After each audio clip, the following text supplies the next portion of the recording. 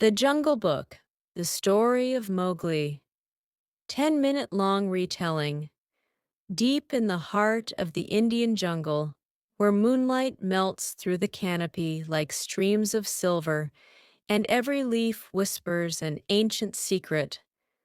A tiny human child was found by the wolves. It happened on a warm night when Father Wolf, resting inside the cool darkness of his cave, heard an unusual rustling near the bushes. Curious, he rose to his feet, padded to the entrance, and discovered a small, fearless baby staring back at him with wide, bright eyes. The child neither cried nor crawled away. Instead, he reached out with trusting hands. When Mother Wolf stepped forward and saw the boy, her heart stirred with an emotion she had never felt for any creature outside her pack. "He shall be my cub," she declared, and the jungle accepted the decision, or so it seemed. The boy, named Mowgli, grew quickly under the wolves' care.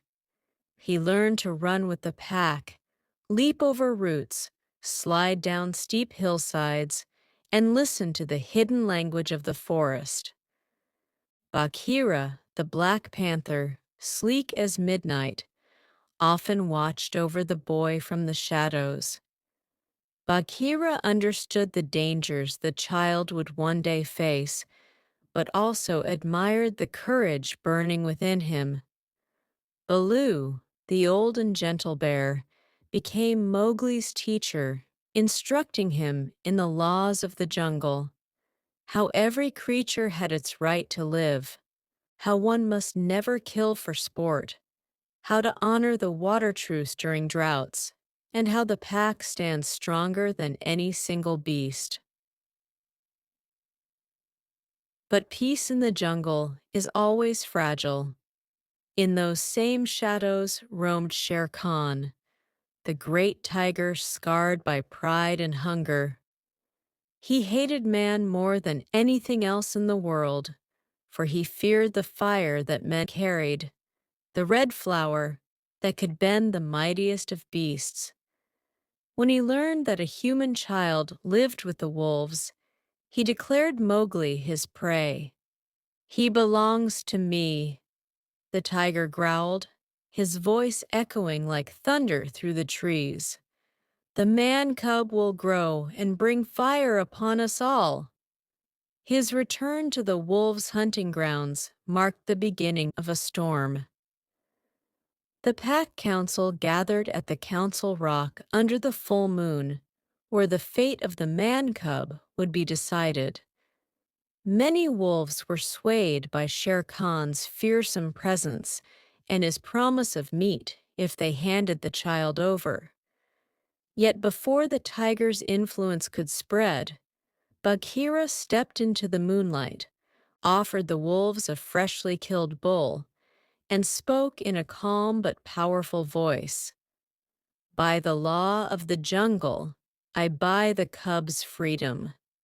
The wolves accepted the offering, and Mowgli's place among them was secured for a time. Years passed, and Mowgli grew strong, clever, and bold. He understood the scent of fear, the shape of danger, and the meaning of every rustle in the grass. But as he matured, Shere Khan's hatred grew as well. The tiger prowled near the wolves' territory, whispering to young wolves, feeding their doubts, waiting for the day he could claim his prize.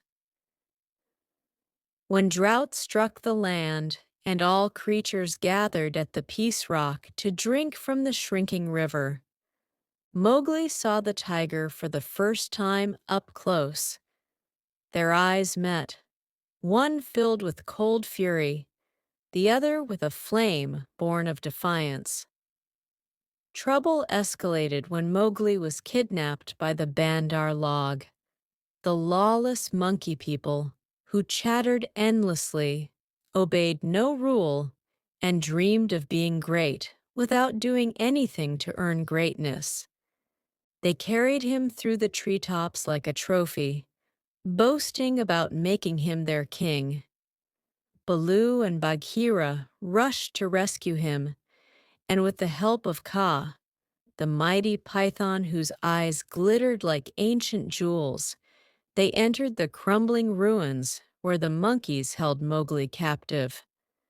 Kaa's hypnotic dance scattered the monkeys in terror, and the boy was freed. That night, exhausted but safe, Mowgli realized something deeper. Although he loved the jungle, he was not a creature of fur or claw. He was something in between. The real turning point came when the wolves could no longer ignore Shere Khan's threats. Led by a traitorous wolf named Grey Brother, some of the pack members began listening to the tiger. During another council meeting, the tiger demanded that Mowgli be cast out. But Mowgli, standing tall despite his youth, did not flinch. With Bagheera's advice in mind, he used the one power no animal could resist, the red flower.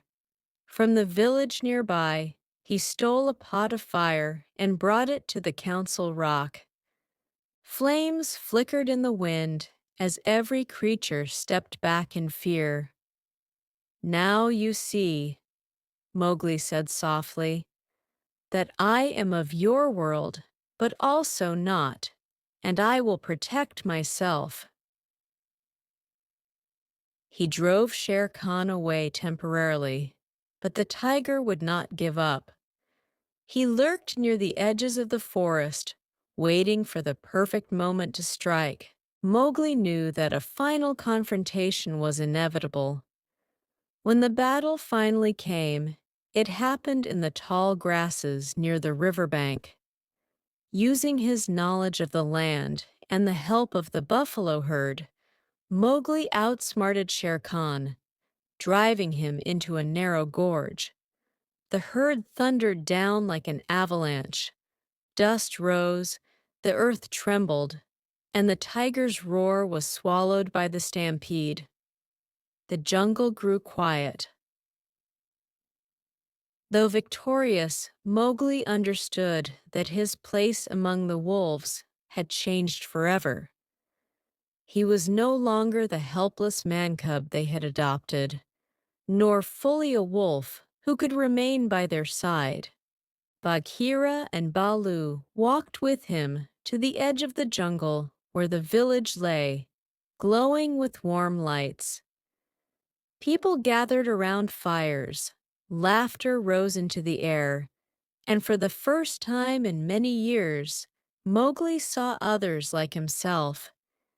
He hesitated, torn between two worlds. The forest had given him strength. The wolves had given him love. But the village offered answers about who he truly was.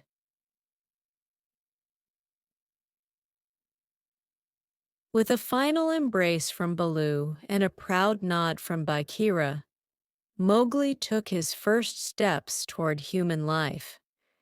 Yet he knew deep in his heart that the jungle would forever be part of him. The trees whispered farewell.